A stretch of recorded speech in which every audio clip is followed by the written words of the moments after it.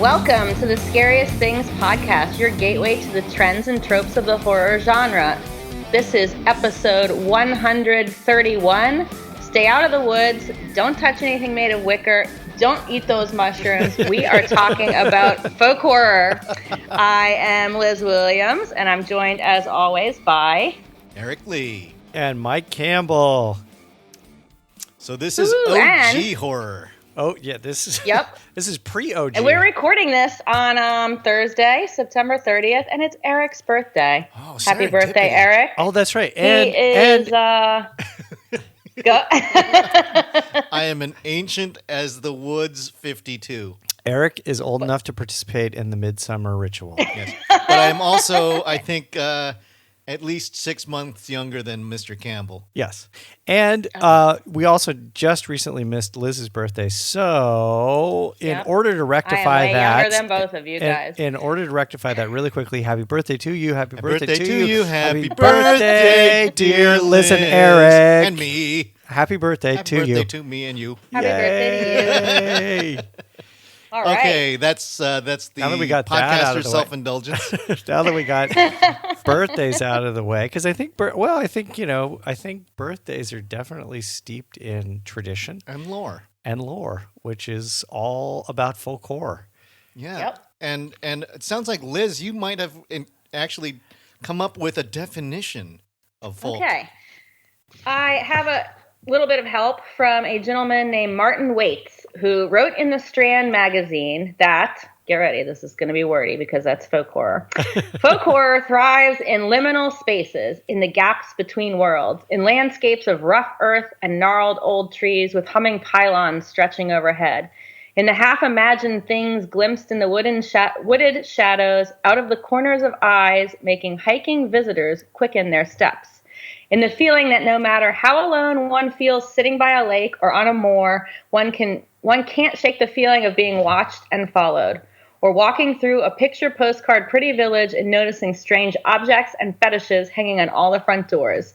Those liminal spaces are where folk horror breeds and spreads. Nice. And I think that's pretty accurate. Totally. Folk horror to me is like a vibe. Yep. Yep. Yeah, and it does exist sort of out of the corners of your on the edges of your vision, kind of a thing. Yep. It's liminal. It's a prehistory vibe that is, I think it's founded in using superstition, rites, and rituals as a way to make sense of things that you simply can't make sense of. Yeah. I think. Certainly in the movie that's making its way through the festival right now, that came out in 2021, that we reviewed for South by Southwest, Woodland's Dark Days Bewitched, A History of Folk Horror. They cover that sort of like that weird kind of pre-Christian ritual rites, pagan idolatry, etc. That I think right now I'm gonna posit. I'm gonna throw this out there. This might be a little wild, but I think right now why folk horror is the hot ticket and why so many horror directors are into folk horror is because I think we're at this bridge point in history where obviously we're deep into the industrial age, but I think there's this distinction between this rapid and massive technological advance and how technology has just consumed our every last element of our day, that people are looking for something. They're like going back to the earth, going back to prehistory and trying to find something that's has no digital element to it at all. Technology is replacing our traditions. Yep. I like that. Yeah. I think that's what I think. Well, I think. Yeah, and I could see people certainly latching on to that for sure. And I think there's something else that's really soulful about folk stories, and whether they're horror or not. But it's generational. These are things. Totally. These are things that your parents told you, that their parents told them, and so on and so on. So it has come down and changed throughout the years. And now you kind of get spoon-fed some of this stuff by the Walt Disney Corporation, whether it's in the form of their princess stories or Star Wars. Yeah, that these are the modern myths. But you look back at something like Snow White and the Seven Dwarves, and it goes way back, and it had darker pinnings made palatable by Walt Disney. And, I think the Brothers Grimm would be rather shocked to see that these cautionary tales of warnings about how to behave as a child, or something will come get you. Right. Be it the big bad wolf, or some a troll under the bridge, or whatever it might be. Those were sort of things like, don't go playing under bridges. Yeah. Don't talk to strangers. Yep. A lot of this kind of stuff, or even back to really old stuff like Native American traditions, right, and legends and myth, where we start crossing into religion, right, and myth and folk stories. I think it's all because like almost every goddamn country on the planet was covered in Woodland's Dark Days, Bewitched. I mean, they covered the U.S., they covered Britain, they covered Scandinavia, they covered Brazil, they covered Eastern Europe. They didn't. Jungles. They might not have covered. Yeah, but they. It's a different kind of. I mean, there's different kinds of stories coming out of there, but yeah. But you're absolutely right, because it is at its, I think at its core, it's a lot of these films really focus around, and I think it's interesting because it's like such an awful close cousin to witches and witchcraft and witch horror, but they really do focus a lot around religious repression that hits on sort of the tried and true trope of sexual repression and kind of and fear of women, and fear of women's ability to actually stand up and be part of the community. They sort of get they sort of get at some of those things too. Yeah, well, that they are societal markers. Yeah. Oh yes, I like that. Societal markers. Wow. That's going to be the name of the podcast. Societal markers. There you go. This episode, not the pod. We're not changing the name. To be clear, we're not changing the name of the podcast to Societal Marker. No, because that's what we'll call this episode. We'll lose all half dozen how many Patreon contributors we got. So Societal markers. But in the horror world, again, Woodland's Dark Days, it lays down not a societal marker. It lays down a cinematic marker, and it says the unholy trinity is Witchfinder General, Blood on Satan's Claw, and Wicker Man. And those are all British, so we're thinking the Brits are the kings of this. That's what they say, and maybe yes, maybe no, but they. My selections are going to agree with them. Oh, good. Yeah. Okay, good. Well, should we jump into your selections, or did you have something else? No, you were going to say something else about societal markers. Let's no, but let's go ahead and kick off with Liz, because I think she has. And she's promised that she's bringing it with lots of notes today. Mm-hmm. Yes, I've got notes. I've got notes. In my old age, I write notes, and I'm wearing glasses to read them. Okay, I am going on a folk horror exploration with one director for all three of my films, and I am picking all Ben Wheatley films. Nice. So Ben Wheatley is an English filmmaker and screenwriter. He started out in advertising, but then he transitioned into feature films and programs. He's married to a woman named Amy Jump, who is the screenwriter for many of his films, including 2 out of 3 of my picks. And I'm going to begin with number 3, which is 2013's A Field in England. Yeah. So some ways, this is his most accessible film if you're not a horror fan, because it's not really bloody. But in other ways, it's completely inaccessible, because I was looking up words while I watched this movie, and you have to concentrate to watch this. Did you have to watch it with subtitles?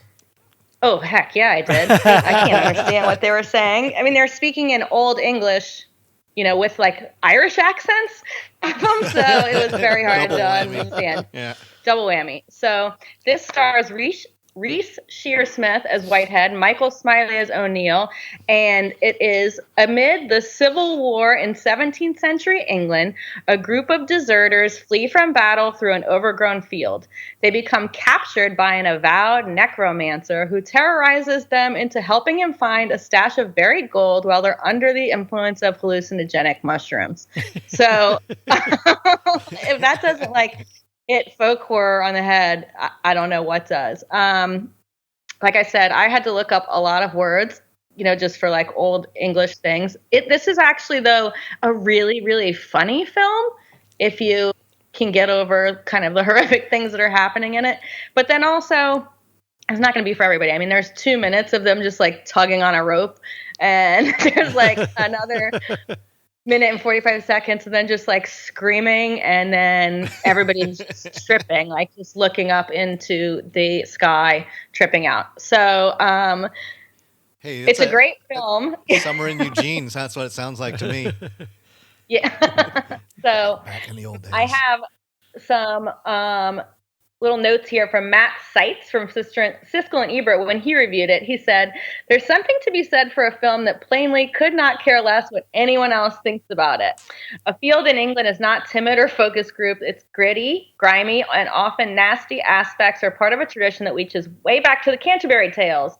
And that's a fact that might be easier to see if Wheatley's style wasn't so aggressively avant-garde. This is, after all, a movie in which half the story occurs while major characters are under the influence of hallucinogenics, picturing their colleagues moving super slow motion or staring blankly at an ever-expanding hole in the sky where the sun once was." So, this is an acquired taste. It took me a couple times of starting to watch this movie and then being I don't know, this is boring, to get through it. And once I finally did, it really is hilarious. It really is cool looking. It really is artsy. And it is a great way to enter the Ben Wheatley universe, especially for some of our scaredy cats. Yeah, because some of the stuff that you're going to offer up later is most assuredly going to send you into paroxysms of just spasms of fear is what I know that is coming. That's the new podcast name. Paroxysms of fear. Yeah, I like that. I like that. Kind of an awkward phrase, but okay. No, you know what I love. I love about this film is that, and you talked about this, Liz, is that it really doesn't cater to anybody, and it's got kind of this early '70s kind of independent film quality to it, where it's just it's we're going to try stuff. We're going to throw spaghetti against the wall. We're going to see what sticks. We don't really care if you like it or not, but it's going to look interesting. It's going to really feel interesting. The other thing it sure does. The other thing I will say about this film is that it has the best horror movie poster in probably the last 20 beautiful sure. Poster. The poster years. is amazing. Yeah. Great film. Film. I like it. It is a great film. Good. All right, what you got? All right, I'm going right to the top of the mountain. This is a film that was the screenwriter who did the film. He said he was inspired partly by the Manson family and partially by the Mary Bell child murderers in Great Britain. This, of course, is part of the unholy trinity. This is 1971's Blood on Satan's Claw. Nice. I had not seen it. This is a film that was directed by Piers Haggard. Originally, they offered a couple of the roles to Peter Cushing, who declined because apparently his wife was ill, and then they also offered it to Christopher Lee, but his fee was too high, so they went with Patrick Wymark, who plays one of the main characters, who plays this judge, this sort of evil, kind of semi-witch finder-ish general type of judge. But it's a fascinating watch. As I say, it is at the sort of the epicenter of folk horror. And I rewatched it this week because you don't have to watch a VHS copy anymore. There is a brand new Blu-ray copy of it that you can get, and it's worth watching. It's essentially set in the early 18th century. It follows residents of a rural village, and they are out digging around in their fields, and they discover this horribly disfigured fiend. Oh. This fiendish face. Kind of Quatermassy, actually. It's sort of like A little bit. Yeah, it it's does. Like, look what we found. Yeah. A local farmer unearths it, and then he goes to the judge and insists the judge look at it. The judge says, no, you're just being superstitious. Meanwhile, young gentleman brings his fiancée to meet the judge, and then she falls into a fit of likely sort of satanic paroxysms. That again. But title of our next podcast. Yes. There is a great scene at the very beginning, which is funny because, Liz, when I was watching it, I was reminded of the gentleman from The Strangers who claimed the sort of Kip Weeks. Yes, Kip Weeks, who claimed the smirk head nodder, the smirk and the head tilt. Patented it. And I was like, oh my God, because this basically what's happening is the woman who is befallen by Satanism is walking down the stairs with this incredibly evil smirk on her face, and she kind of tilts her head, and then it pans down to her hand, which is this. It's kind of got this long sort of gown, and her hand is a gnarly claw. It's a claw, and it. Oh, cool. It freaked me like clean out. But the thing that's great about this film, not only is it, it's got this great folk horror tale to it, but it also has, because eventually what happens is the Satanism, this demonic element that nobody can understand, infects all the children in the village, and the children start to act up and start to KILL. That's a British specialty, is killing kids. It is. For and sure. And they're super freaky, and they actually have, there is a scene that I will say is not for everyone. But they do have these satanic orgies. There is a demon present watching over the satanic orgies. What year was this? 1971. Okay, so this is hey, we can do whatever we want. Let's push the envelope. 71, 72 were full of these kinds of things where it's like probably really at the apex of sort of the exploitation boom. Mm-hmm. Oh yeah. It's totally worth watching. I know this is they of course spent a lot of time talking about it in the context of the movie I already mentioned, Woodland's Dark Days. They spent a ton of time. In fact, that's the main image that they're using to hype Woodland's Dark Days is from it's the Blood main of Satan's Claw. Blood of Satan's Claw from 1971. Go get Blood on Satan's Claw. Blood on Satan. Okay. Yes, on. Yes, different preposition. Yep. On Satan's Claw. All right. On Satan's Claw. 1971. Go get it. Get it. So I'm staying in the Emerald Isle for my my first pick here. This is the 2015 movie The Hollow, HALLOW, directed by Corin Hardy. Also, he did The Nun. We'll forgive him for that for the moment. And he's also got something called Abominable that is, I believe, about the Abominable Snowman, which is in production right now. So this is not all fairy folk are friendly.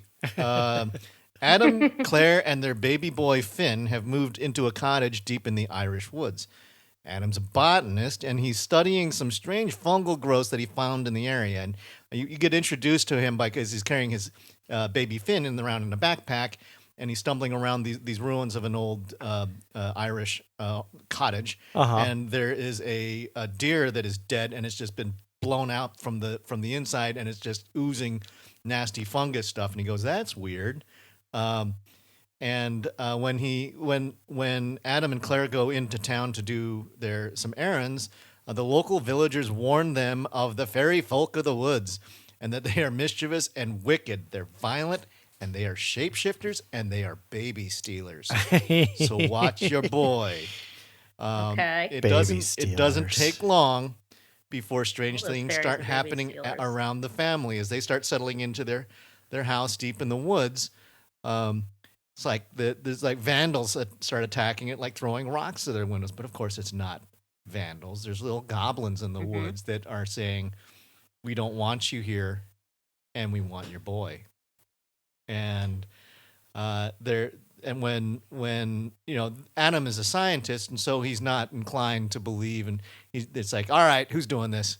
Wait, is it set in present day? Modern? Yeah. Okay, it is. Modern. Okay. Yeah. Gotcha. Because the next thing that he does is he takes his truck out into to do some field research, and all of a sudden it just starts getting pelted with gobs of mold and fungus, and the fairy folk are assaulting his vehicle, and then the truck starts shaking and just getting kicked around by a bunch of these unseen goblin-y things. Do they show them though, or are they truly unseen? No, they eventually they show up. Okay, but initially it's like it is what's going on, and it's like it could be teenage punks, but the local townsfolk go, no, it's the Fey folk, and and it didn't take long before the Hollow folk to descend on the house to try and steal baby Finn.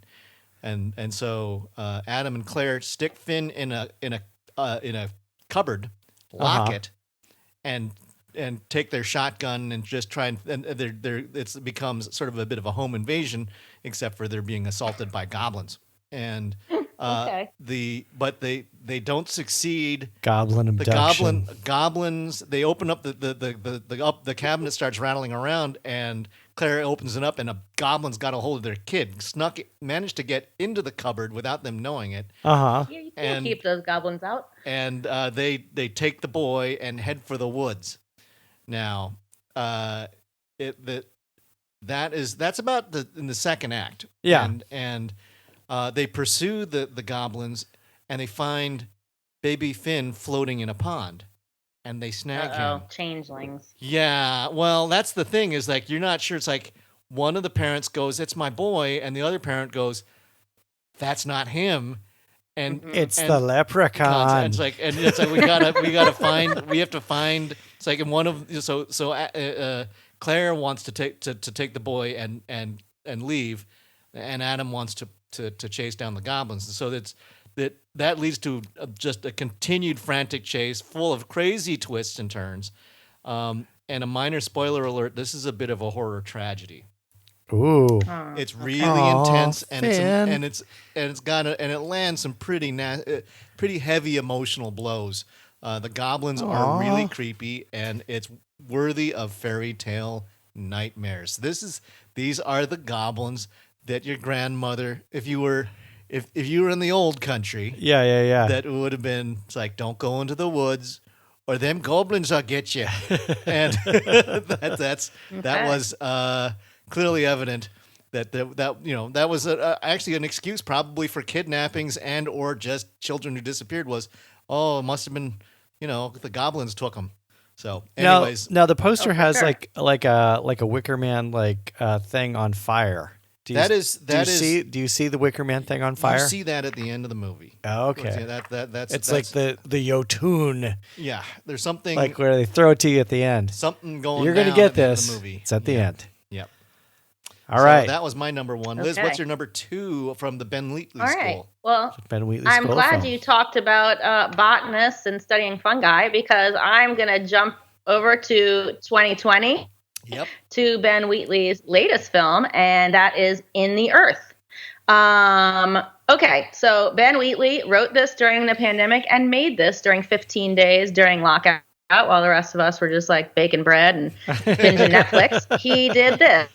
So, okay, Earth is like a companion to Field in England, but it's set now, and a story of Martin, played by Joel Fry, who's a scientist who, in the midst of a global pandemic, needs to go out into the woods and do this routine equipment run where his ex-lover, Dr. Olivia Wendell, has been conducting research, but has recently gone silent. And he's accompanied by a park ranger named Alma, because it's a multi-day trek out there. So we've got some traditional horror tropes when someone even warns them that people get weird out in the forest. And trust me, it's about to get weird. So deep in the forest, their camp is ransacked, all their equipment is damaged, and their shoes are stolen. So shoeless, tired, and totally freaked out, they run into Zach, who is played by Reese Shearsmith, also from Field in England, who offers them food, shelter, and shoes. But of course, this is not hospitable. He also sedates them, dresses them in robes, and begins to take very creepy folk horror photos of them. The two manage to escape, but not for long. And after you're going to get a little bit of body horror in here. Someone might lose, some toes. They finally find, and she's conducting her research, and she thinks that all the plant life is connected through like a neural network. And she's out there trying to help cultivate crops. But to Zach, the weird guy, who also happens to be her ex-husband, he thinks they just need to make sacrifices to the local folk legend nature god Parnag Feg. So now we've got science on one side, this crazy dude with like folk, beliefs on the other side, and these two people, the research assistant and pretty much the trail guide, are trapped in the forest by a fog of mushroom spores that causes anybody to inhale them to completely trip out. And then I put in my review, communing with nature ensues. So this is Ben Wheatley, to the Wheatliest of Wheatleys. You it think has Wheatley everything likes he his loves. mushrooms, eh? Wheatley likes his mushrooms. So this is also kind of a gateway, but this would be for more of your horror fan, because we're going to get some really weird body horror and, cringe-worthy moments. But it goes really, really, really good with A Field in England. Watching them back to back, while completely different, they're almost exactly the same. They have like all the same beats, but that's Wheatley. So yeah, totally. Yeah, love Ben Wheatley. Wheatley beats. Yep. Wheatley beats. I think that might Wheatley be beats. that might be another good podcast name. Shoeless, Hungry, and Freaked Out. Yeah. There's so many ideas that are coming down the pike. I know, we are just going to so many. All right, Mike, what you got? This is a 1983 film that I had to watch on VHS. Because there is no known copy other than VHS copies available, except for the fact that this is going to be at the Nightstream Film Festival, and it's getting a 4K release here this fall. Wow. So if you see it coming up on YouTube, it's not Mike Campbell pirating. And no, it is not. YouTube. But you can get it on. You can watch it on YouTube. Although I started watching it on YouTube, and I'm like, I'm not sure this is the right film. I'm going to go to the video store and get the VHS copy just to make sure. And, well, the one on YouTube was, in fact, the right one. This is a very ambitious idea gone haywire. It's as if the Scarlet Letter was zoomed into the future and collided with a movie version of The Exorcist. This is 1983's Eyes of Fire. This is an independent film directed by a guy named Avery Crounce. Don't ask me if he's done anything else because I have no idea. It takes place in the 1700s on the American frontier, and this, I am here to tell you, also is the progenitor for The Witch. The Witch was a total ripoff of this film. Okay, wow. Oh. Basically involves a group of pioneers who escaped persecution. And their preacher is accused of adultery and polygamy, and so they decide to leave the nest and strike out for native lands and go find native lands. And as soon as they go out into the woods and go find native lands, things get super weird, super fast. There is, along with the group, the preacher, and there's a handful of folks.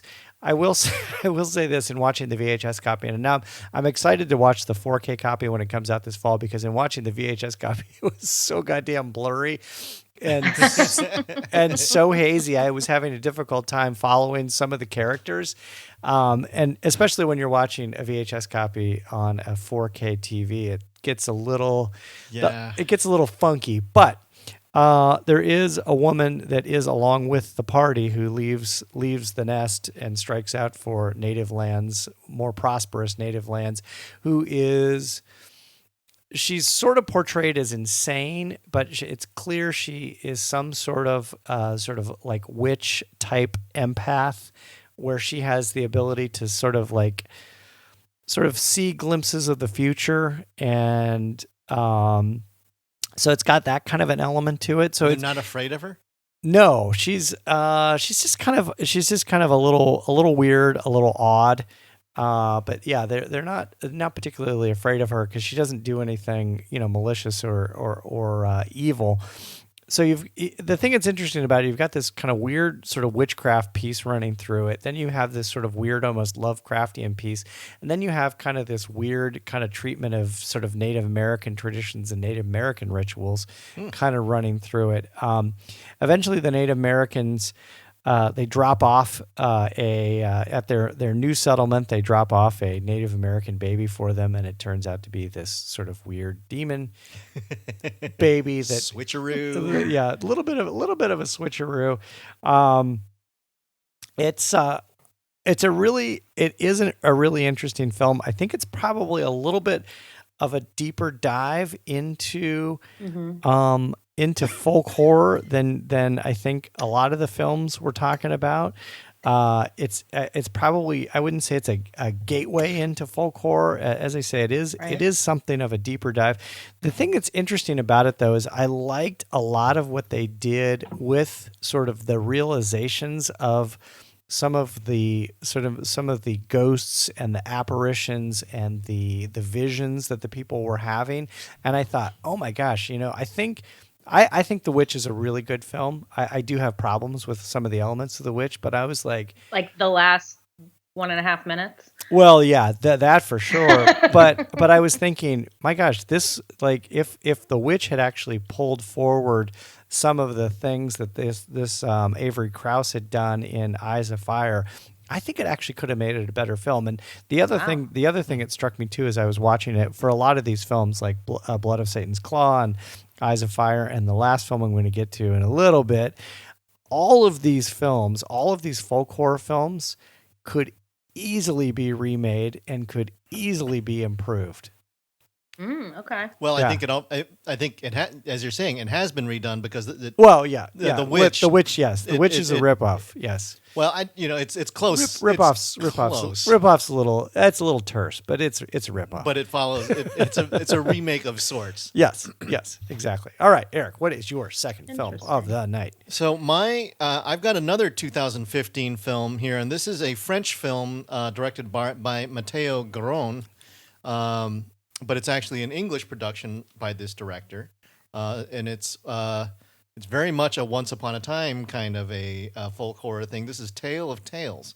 Starring Salma Hayek, Vincent Cassel, Toby Jones, and John C. Reilly. So a number of people you recognize from Hollywood. Big time. And this is big time horror. Carefully woven fairy tale horror anthology. It's visually spectacular. It looks like a fairy tale. It's sort of the hyper-exaggerated sets, but it actually filmed it in 3 actual castles in Italy. What? So it's not just one castle, not 2, 3 castles. That's 3. In and all over the countryside, and it reminds me a bit of The Company of Wolves in how sort of how stylized it is, and they utilize a lot of things like circus performers and things like that to make it even in colorful costumes to exaggerate sort of the nuttiness of it. And then it also introduces, and it's got some really, you look at it and it goes, oh, it's kind of fairy tale-ish, but it is full of sex and gore and violence and savagery and this is weird. I'm gonna admit this right here, right now. Yep. I've never seen this film. I've never even heard of it. Yep. Really? It has a picture of Salma Hayek eating a heart as the cover. Honestly, I've never. This one completely got past. Yeah, just completely got past me. For a man who likes to deep dive. Yeah, I know. This one. All right, now I'm interested. The Enchanted Doe, but what I would say is Hank is not ready for this. Okay. It starts off with the first one is called The Enchanted Doe, and this is the Queen of Long Trellis. Salma Hayek is covetous of a child and is miserable with the thought of being infertile. And she and her husband are, it opens with a bunch of troubadours doing these fantastic I mean, it's a great circus performance. They're doing some really crazy stuff. And then one of the clowns shows up and she shows like, oh, she's pregnant, and then it just sends the queen just furious. She goes off aside, and then so we realize, okay, she's just driven mad by and obsessed with having a child. And then one night, a strange man offers a quest that will bear her a child. Birth is always stained by death, and death in turn is but one element of birth, he tells her. A sacrifice is needed. Slay a sea monster, cut out its heart, have it cooked by a lone virgin, and when the queen eats the heart, That's too she much. will become That's too much work. Okay. instantly pregnant.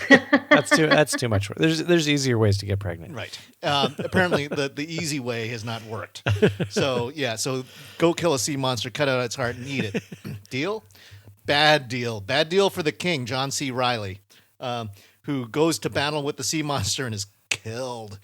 But he succeeds in the mission. He kills the sea monster, and they cut the sea monster's heart out, and the queen consumes the heart and becomes fully pregnant overnight, gives birth to the child the next day.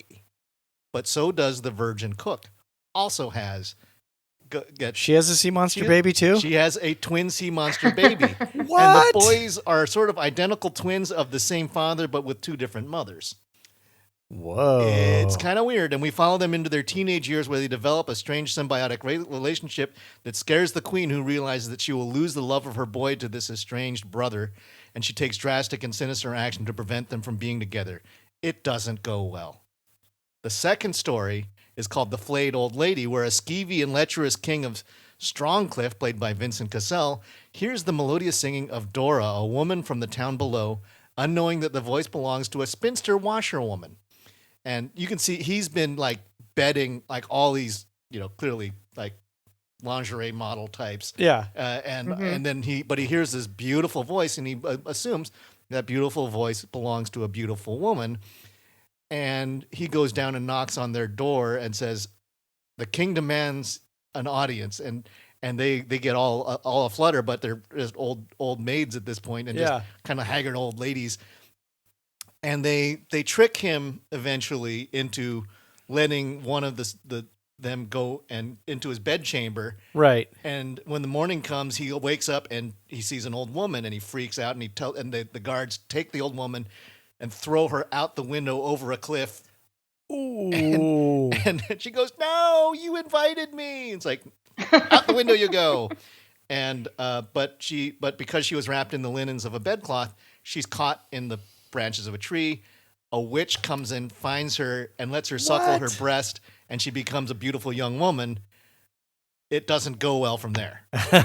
Okay. And then the last story, witches and sea monsters. Yep. Okay. Mm-hmm. And in the strangest story, this is the King of High Hills, which is Toby Jones. He becomes obsessed with the appearance of a flea, which he nurtures and cares for until it reaches gargantuan size, about the size of a pig. He's the most awkward of men, neglecting all of his responsibilities, including his relationship with his teenage daughter, who has her start on finding a suitor. After his beloved flea dies of old age, he has it skinned and used as a challenge for a potential suitor for his daughter, for which anyone who correctly guesses what the hide was from gets to marry his daughter. Okay. After his flea dies of old age. Yes. So many try to guess, but they fail. Eventually, a hulking ogre demands a chance to know the hide, and he guesses it right by smell. This hide the size of his skin. He goes, "It's a flea," and so, congratulations, you get to marry an ogre who he treats her just beats her up, and it's horrible. So it's not Shrek, then. No, it's not a Shrek ogre. This is an ogre who just wants to manhandle her, and it doesn't go well. So Tale of Tales feels like a true set of fairy tales, right? Where and it's told because it's an anthology. It's like reading, opening up a storybook. It's like Once Upon a Time, and then all the stories come crashing together at the end. It's really beautifully woven together. It's kind of this underseen gem. It's weird. It's a weird movie. Okay. But I never heard of it. It's like a drunken fairy tale fantasy. What percentage would you assign to fantasy versus horror? 70% fantasy, 30% horror. Okay, so it's more of a fantasy film, Right. It's I mean, more because it's- everything you were describing sounded kind of fantasy. I mean, It is. sea monster babies and witches aside, Yeah, and ogres. and ogres. Yeah, But there is a lot of killing. yeah. There is a lot of horrible things done to otherwise good people. A lot of Save people this for doing horror or things. not. Yep. Save it for horror or Yeah. not. We might get back to it. Yep. Okay. But it does say on IMDb, it says fantasy horror. Okay. So okay. I say, if IMDb says it is, who am I to argue? Well, yeah, in that order. Us. In that order. In that order. It's Yes. fantasy. No, it is horror. it is certainly fantasy horror. But Yeah. I thought it was fascinating. Just Yeah. Oh, it sounds like it for sure. For sure. Liz, third Ben Wheatley. All right. My number one pick, and this is, even if I wasn't just doing Ben Wheatley, this would be my number one folk horror pick. It's probably not going to be a surprise. 11. It is my number 5 in my top 25 horror films, and it could probably go to 4. I haven't seen Hostel in a while. That's what it's behind. So, okay. I watched Kill List like 4 times this week. Hey, what? I did. I love this movie so much, and every single time I watch it, I think, like, could I figure out the ending? There's no fucking way. So anybody who says, like, oh, I figured out the ending, they are lying to you. Okay, so this is the story of Jay and Gal, and Jay is played by Michael Smiley, who we just saw a couple films ago in A Field in England. And they are former soldiers who have become hitmen since they left the military. And something went wrong on a mission that they had in Kiev, so they hadn't worked in a while. So when Gal comes over for dinner with his girlfriend named Fiona at Jay's house, he says, like, hey, man, I got this, like, one job. It's going to pay big. Do you want to do it? So if there's anything we know, it's like, don't ever do that. Too good to be true. Too good to be true. So there are these 2 dudes just talking about whether or not they're going to do this hit.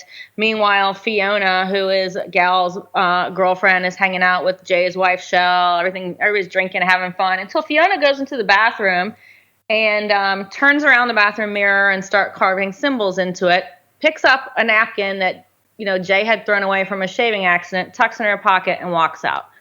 They don't talk about that again. Okay, so now they're going to, like, do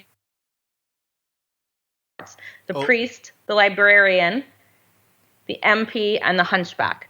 And as they start doing these hits, really strange things are happening. Like, they go to kill the priest, and he thanks them for killing him. They go to kill the librarian, and he's, like, expecting them and things like that. So as they move through, when they go to kill the MP, they go to this, like, country house, and of course, around in the back of the house, there's this, like, crazy pagan folk ritual going on. Right. And Jay, of course, because, why wouldn't there be? And Jay kind of freaks out and starts killing the cultists, not just the MP who's set there to do the hit on. And for those of you not in the know, this is Member of Parliament, MP. Yes, yes. Member of Parliament, yep. I just assumed everybody is, British like I am after watching Kill List 5 times. Okay, so then we've got our last chapter, that's the hunchback, and I really don't want to talk about it, but Jay kind of wakes up when the cultists have taken him captive, and he has to perform, like, a final killing.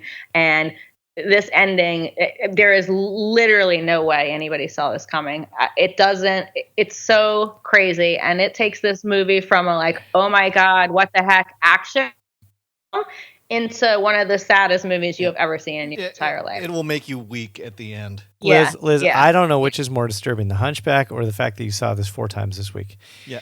I am now, like, to the point where this movie is just soothing to me. I don't know. Cry yourself to sleep soothing? I do. It is.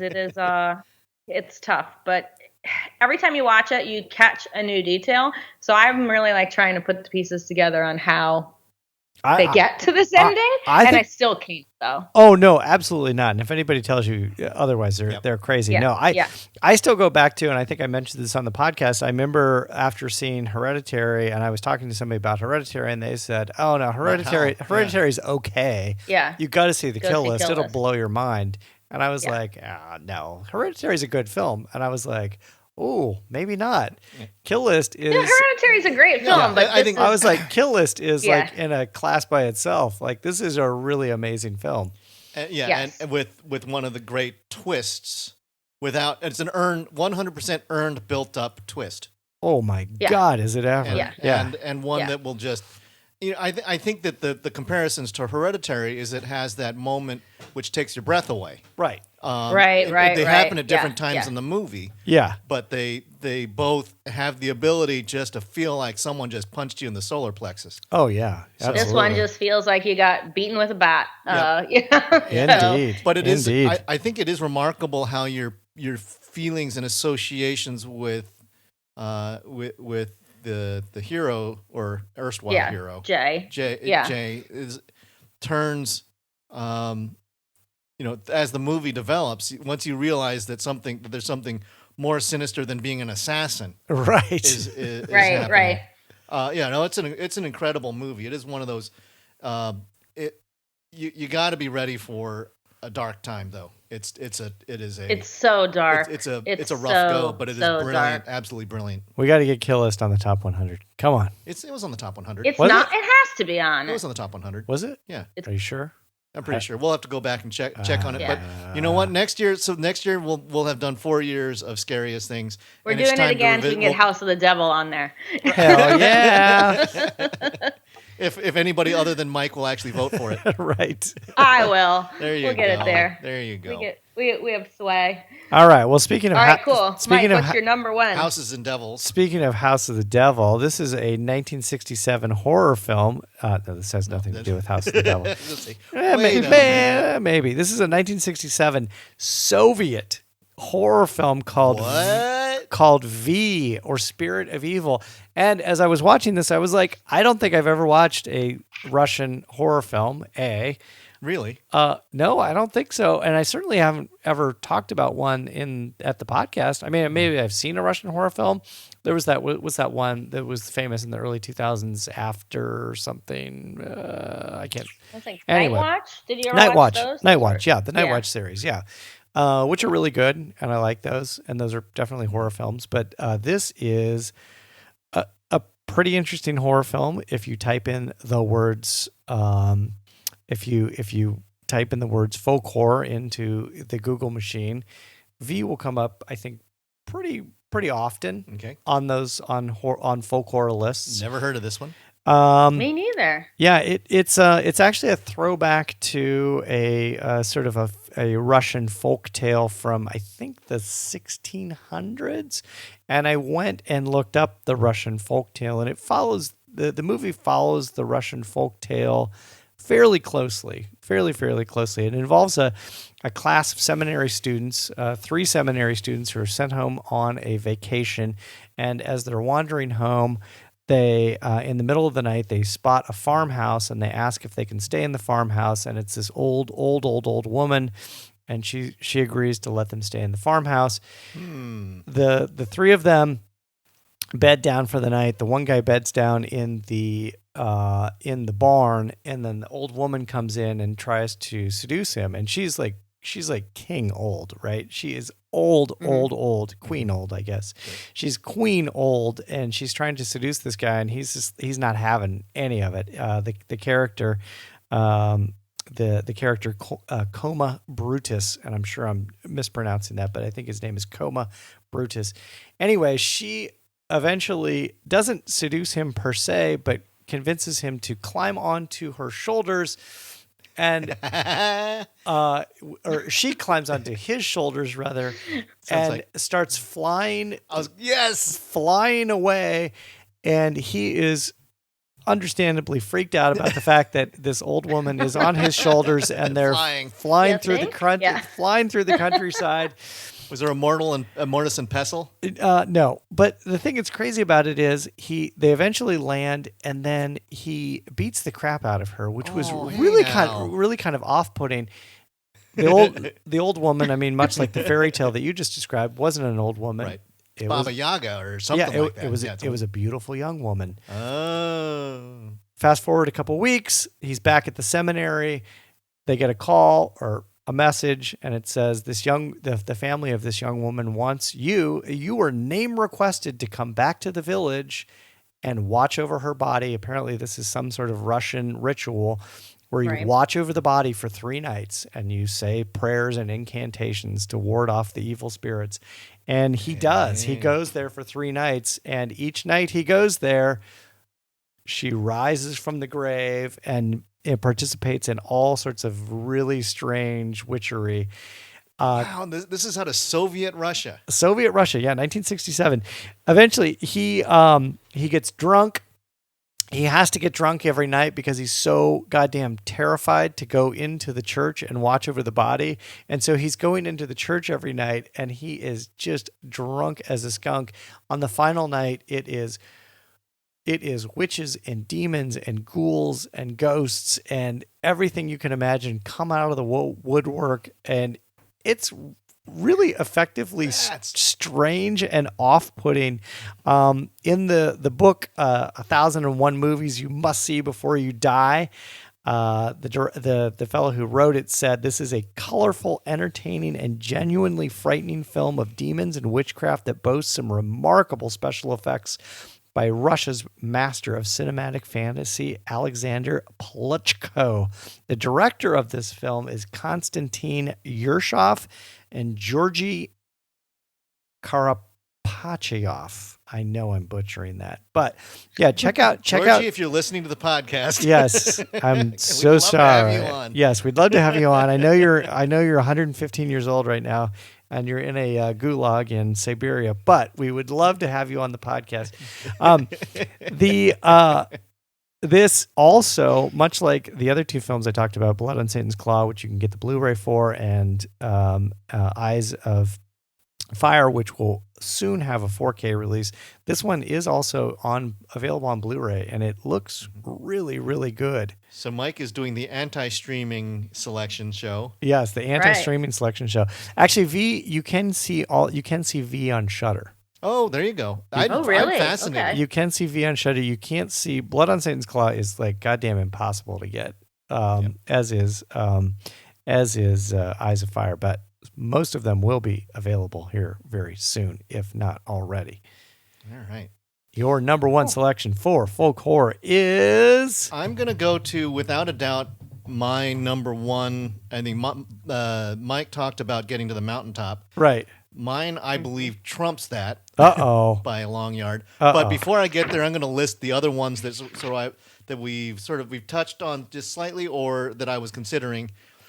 There's The Ritual, which has the Jotun, crazy creature in the woods. Jotun, fairly recent movie.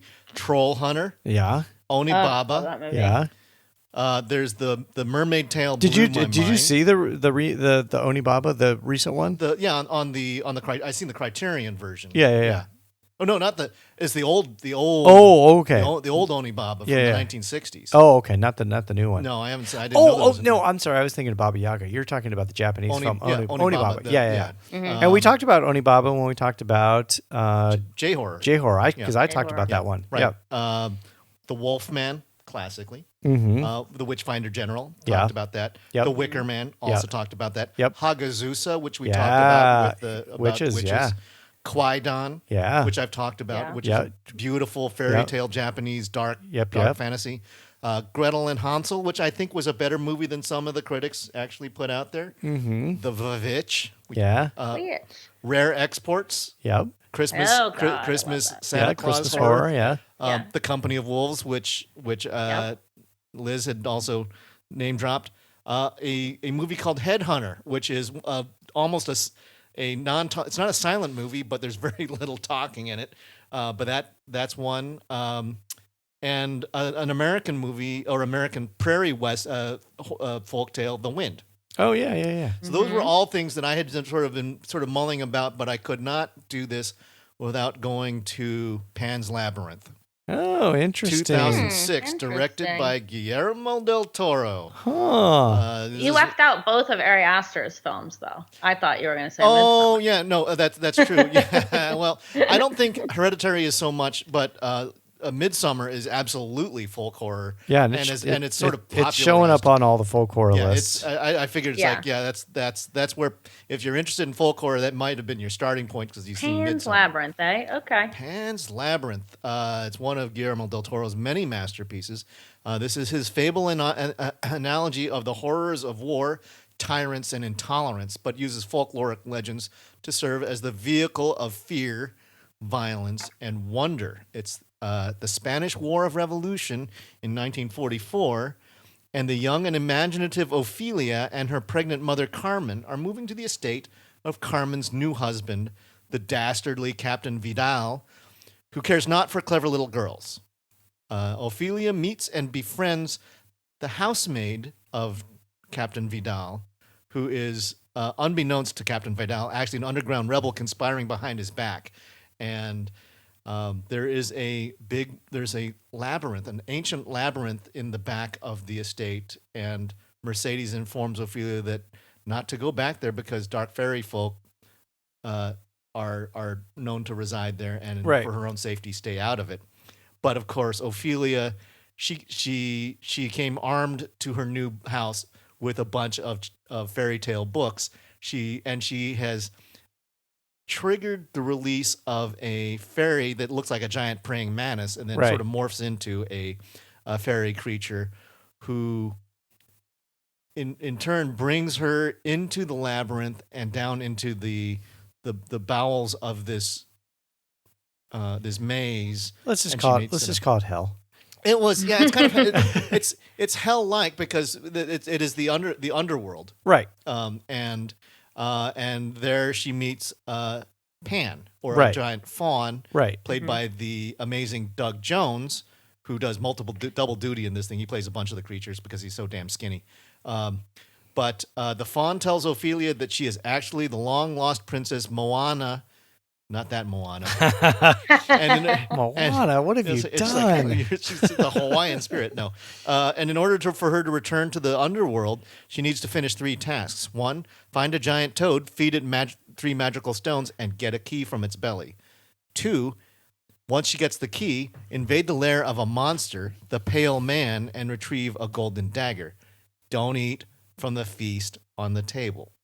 And 3, provide the faun the blood of an innocent child who would ostensibly her newborn baby brother, and then she can enter the kingdom of heaven and take her rightful place on the throne and become princess once again. So this is all for a little girl who very much also seems complicated. It's very complicated, but it is the story. When you see it, it is seamless. Yeah. This is master storytelling. This is some of the. And it's riveting, and actually, in truth, the monsters, there are many monsters, including one of our final 8 monsters from our showdown, the Pale Man. Made the Elite 8. Yeah, it is one of the creepiest ass monsters you'll ever see. It's the eyes in its hands, and it's a child eater, and it's this ugly, wicked thing. But the real monster is Captain Vidal, who goes out there and he's just murdering and just bludgeoning these poor rebels mercilessly. War is hell, Eric. War is hell. Yeah, war is hell. And this was and actually Guillermo del Toro later on said that the Pale Man represents all the anger and racism and fascism in the world. Right. It's sort of this fascinating. If you listen to Guillermo del Toro, he'll go on. He does lots of thoughtful movies, but this may be his most thoughtful.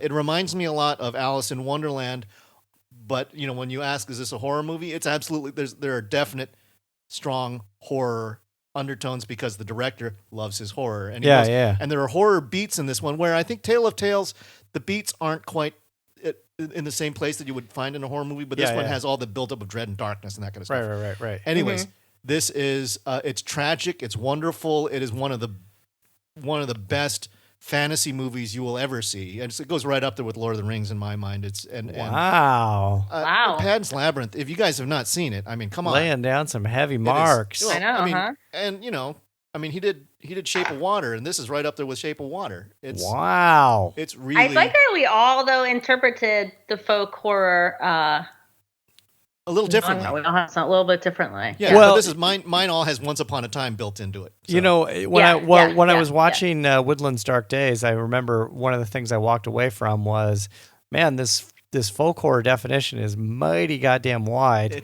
You could drive a bus through it. Yeah, and it's like, For sure. it includes Ben Wheatley, it includes fantasy, and it includes Demons, apparently.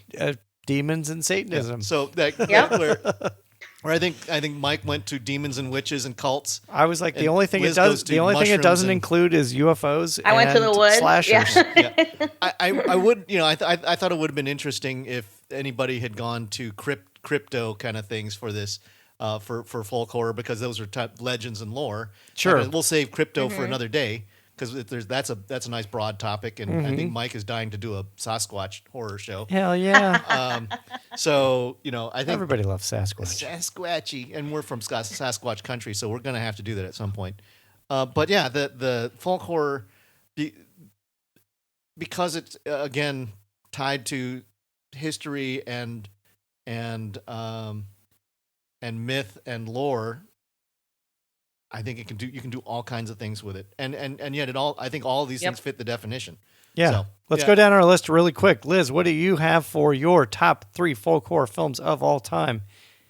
Okay, in my Ben Wheatley extravaganza, I started with A Field in England from 2013, In the Earth from 2021, and topped it off with the best folk horror film of all time, Kill List from 2011.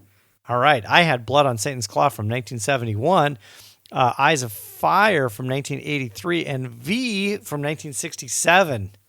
Eric. I went with The Hollow from 2015, Hallow, Hallow, directed by Corin Hardy. And I followed that up with another 2015 film, The Tale of Tales, directed by Matteo Garrone. And then the final one is the Guillermo del Toro masterpiece, Pan's Labyrinth from 2006. All right. I'm taking us out with the tagline from Eyes of Fire. When America was young and spirits of evil reigned in a forest of darkness. Eyes of Fire. The secret is sleeping in the trees. Yes. Oh, I like that one.